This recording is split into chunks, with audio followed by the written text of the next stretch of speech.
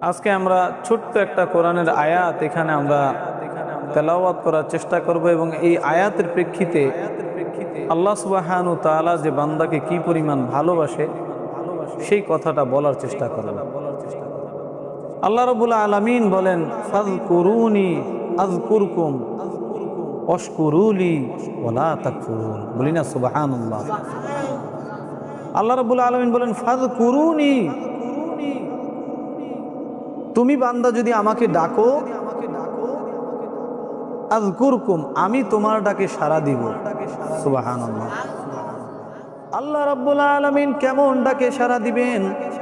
দুনিয়ার জমিনে যদি 10 জন মানুষ নিয়ে ছোট্ট একটা মজলিসে যদি আল্লাহ রাব্বুল আলামিনের গুণকীর্তন করতে থাকো, আমরা যদি ছোট্ট একটা মজলিসে আল্লাহ সুবহানাহু ওয়া তাআলার গুণকীর্তন করি, রব্বে কারীম ঘোষণা দেন, বান্দা তুমি যদি ছোট্ট একটা মজলিসে আমি আল্লাহকে ডাকো, আমি রব্বুল আলামিন এমন একটা বড় মজলিস বানাবো যেই মজলিসে আমি তোমাদের গুণকীর্তন করব। আল্লাহ রব্বুল আলামিনের কোনো প্রয়োজন আছে? কিন্তু রব্বুল আলামিন বান্দাকে খুব ভালোবাসে। কি করে? একটিবার চিন্তা করে দেখো, তুমি যদি রব্বুল আলামিনকে একবার আল্লাহ বলে ডাক দাও, আমার আল্লাহ তোমার ডাকে 70 বার জবাব দেয়। এক আল্লাহর ওলি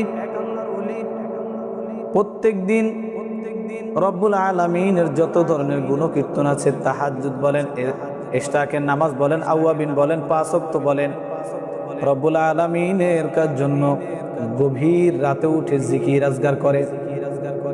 শয়তান একদিন এমন ভাবে অন্তরে একটা কথা ঢুকাইয়া দিল যে তুমি যেই আল্লাহ সুবহানাহু ওয়া তাআলাকে ডাকো, সেই আল্লাহ কি একবারও তোমার ডাকে সাড়া দিয়েছেনি?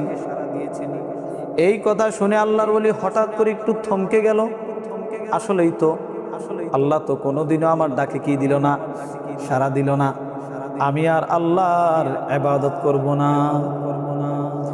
উনি সাথে সাথে ওই ইবাদত গুজার 5 ওয়াক্ত নামাজ যাই পড়ে, অতিরিক্ত যেটা একমাত্র আল্লাহ সুবহানাহু ওয়া তাআলার জন্য করত এবং রাতে জেগে যে জিকির আজগার করতো, সেটা কি করে দিলেন? বন্ধ করে দিলেন। কিন্তু বন্ধ করে দেওয়ার পরও ওনার ওই যে তাহাজ্জুদের ওয়াক্তে নিয়মিত একটা অভ্যাস উঠবে, উযু করবে, আল্লাহকে ডাকবে, তাহাজ্জুদ পড়বে এবং কি জিকির আজগার করবে, এই অভ্যাসটা থেকে গেল। তিনি ওই তাহাজ্জুদের ওয়াক্তে উঠেন ঠিকই, কিন্তু উঠেন না, উযুও করেন না, সজাগ হয়ে যান, উযুও করেন না, অতিরিক্ত ইবাদতও করেন না। তো এইরকম একদিন যখন তিনি কি করলেন, সজাগ হলেন। দেখিও অনেক সময় মানুষ জাগ্রত অবস্থায় হালকা একটু চোখ লেগে আসে না? এই আল্লাহর ওলির এইরকম ভাবে একবার জাগ্রত অবস্থায় তাহাজ্জুদের ওয়াক্তে চোখ লেগে আসলো। আল্লাহ রাব্বুল আলামিন ইলহাম করেন, ও বান্দা, আমি রব্বুল আলামিন যদি তোমার ডাকে সাড়া না দিতাম, তুমি একবার আল্লাহু আকবার বলে দ্বিতীয়বার আল্লাহু আকবার বলতে পারতা না। সুবহানাল্লাহ। তাহলে আমরা একবার আল্লাহু আকবার বলতে পারি, এটার উত্তর হচ্ছে আল্লাহ সুবহানাহু ওয়া তাআলা জবাব দেন, তারপরে আমরা আরেকবার কি বলতে পারি? আল্লাহু আকবার বলতে পারি। এর জন্য আল্লাহ সুবহানাহু ওয়া তাআলা অনেক দয়ার। কেমন দয়ার? অনেক দয়ার। বান্দার জন্য আল্লাহ সুবহানাহু ওয়া তাআলা যত আসান করা যায়, যত সহজে বান্দাকে জান্নাত দেওয়া যায়, ওই চেষ্টাটা আমার রব করেছেন। শুধু তোমাকে আমাকে একটু মেহনত করতে হবে। সুবহানাল্লাহ। তুমি যদি রাত্রে এশারের নামাজটা পড়ে ঘুমাও আর উঠে যদি ফজরের নামাজ পড়ো, সারা রাত্র আল্লাহ পাকের ইবাদত করলে যেই সওয়াব, ওই সওয়াব তোমার আমলনামায় আল্লাহ দিয়ে দিবে। সুবহানাল্লাহ। তুমি যদি এশারের নামাজটা পড়ে উযু করে রাতের তাসবিহগুলো পালন করো, আল্লাহ রাব্বুল আলামিন 2 জন ফেরেশতা তোমার জন্য লাগিয়ে দিবেন। সারা রাত্র ওই ফেরেশতারা তোমাকে পাহারা দিবে। ফজরের নামাজের পর যদি রব্বুল আলামিনের যেই ছোট ছোট ওজিফাগুলো আছে, তাসবিহগুলো আছে, তুমি যদি পড়ো, সূরা হাশরের শেষ 3 আয়াত, আয়াতুল কুরসি, এগুলো যদি পড়ো, রব্বুল আলামিন দিনেও 2 জন ফেরেশতা লাগিয়ে দিবেন। যত ধরনের বালা মুসিবত আছে সেগুলো কাটার জন্য তারা দোয়া করতে থাকবে। আল্লাহ রাব্বুল আলামিনের দয়া কম না বেশি? অনেক বেশি, অনেক। তিনি রহমান, তিনি রহিম, অনেক দয়ালু।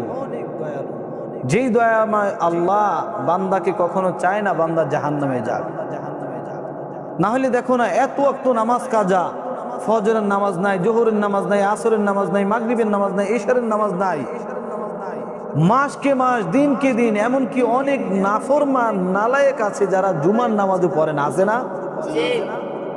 আল্লাহ তাও তাদেরকে ধ্বংস করেন। অথচ দেখো পূর্ববর্তী নবীদের ঘটনা, কেউ যদি অন্যায় করে সাথে সাথে তার কপালে লেখা উঠে যেত। কি কঠোর ছিল, কি কঠিন তখন অবস্থা ছিল। আর এখন আমাদের সময় একবারে আসান। বনি ইসরাইলের ঘটনা, বৃষ্টির জন্য হাহাকার। সবাই যখন বৃষ্টির জন্য মুসা আলাইহি ওয়াসাল্লামকে বলে আপনি প্রার্থনা করেন, মানুষ নিয়ে, গ্রুপ নিয়ে তিনি রব্বুল আলামিনের দরবারে হাত তুলে দিল, এ মাওলা আমাদেরকে পানির ব্যবস্থা করে দাও। আল্লাহ রব্বুল আলামিন মুসাকে জানাইল, মুসা তোমার এখানে এমন একজন নাফরমান আছে যে কিনা কখনো আমি আল্লাহকে সেজদা দেয় নাই, আমি আল্লাহর গুণকীর্তন করে নাই, আমি আল্লাহর থেকে কখনো মাফ চাই নাই। ওই নাফরমানকে যদি তুলে না দাও, এখানে আমি আল্লাহ তোমাদের দোয়া কবুল করব না। মুসা আলাইহিস সালাম মেজাজ খিটখিটে হয়ে গেল, কি ব্যাপার, কত বড় জাহেল এখানে এখনো বসে আছে। হ্যাঁ, আমরা এখানে পানির জন্য হাহাকার করতেছি, আর সে গুনার পরে গুনাহ, গুনার পরে গুনাহ, গুনার পরে গুনাহ করে করে অবস্থা খারাপ করে ফেলছে। তার জন্য আজকে কি হয় না, দোয়া কবুল হয় না। কে সেই জাহেল? সে তখন চিন্তা করলো, একটু কান্দেও না, চোখের পানিও ফেলে না, একটু মসরায়ও না, এমনও করে না, মনটা এমন ভাবে রব্বুল আলামিনের দিকে ঘুরিয়ে দিল, এ মাওলা আজকে যদি এইখানে আমি বলি মুসা আমি সেই অপরাধী, আমি আজকে 40টা বছর রব্বুল আলামিনের গোলামি করি না। কয় বছর? 40টা বছর রবের গোলামি করি না। এ মুসা আল্লাহর কাছে মাফ চাও, ওইটা বলার তো সাধ্য নাই, কারণ আজকে এখানে এমনভাবে লাঞ্ছিত হব যেখানে বিচার দিয়েছে কে? আল্লাহ। বিচার দিয়েছে কে? আল্লাহকে বলে, মাওলা আমার অতীতের সমস্ত গুনাহগুলো তুমি মাফ করে দাও, আমাকে এখানে বেইজ্জতি করিও না। সুবহানাল্লাহ। এই কথা বলার সাথে সাথে মুখে নয়, অন্তর থেকে। কোথা থেকে? অন্তর থেকে বলার সাথে সাথে আকাশটা মেঘাচ্ছন্ন হয়ে গেল, সাথে সাথে বৃষ্টি চলে আসলো।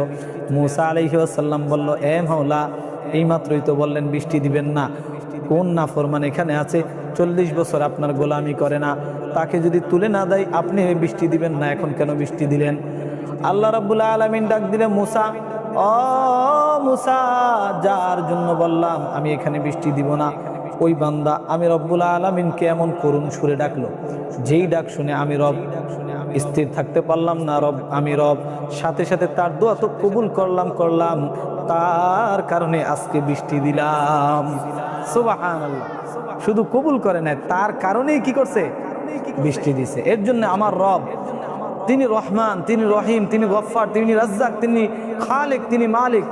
ওনার আল্লাহ সুবহানাহু তাআলার মতো দয়াবান আর দ্বিতীয় কেউ হতে পারে না, পারবেও না ইনশাআল্লাহ। ঠিক।